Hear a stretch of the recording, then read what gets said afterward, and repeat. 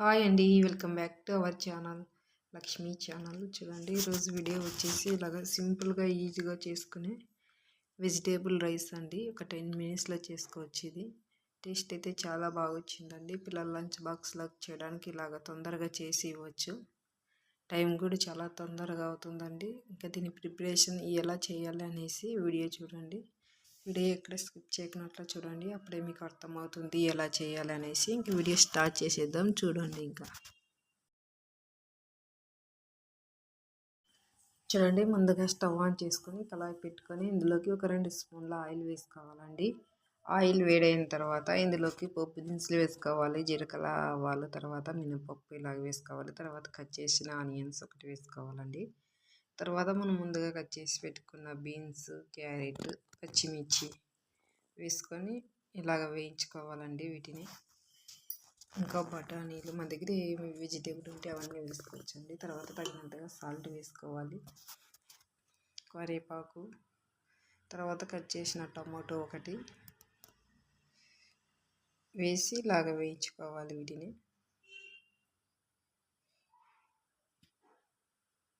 టమాటాలు మెత్తగా అయ్యేటట్లు వేయించుకోవాలండి. తర్వాత ఇందులోకి కొంచెం పసుపు వేసుకోవాలి.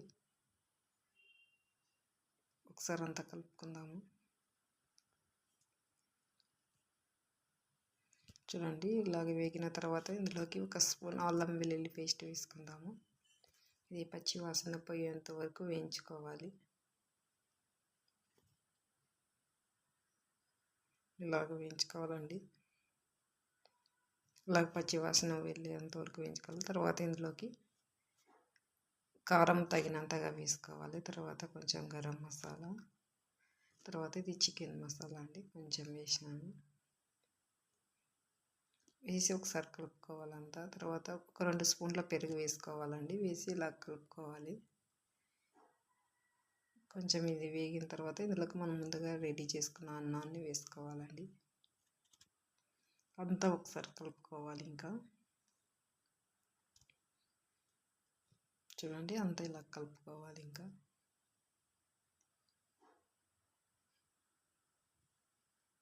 లాస్ట్గా ఇలా కొంచెం పుదీనా, తర్వాత కొంచెం కొత్తిమీర కానీ వేసుకోవాలండి. 2 ఇలాగ వేసుకోవాలి.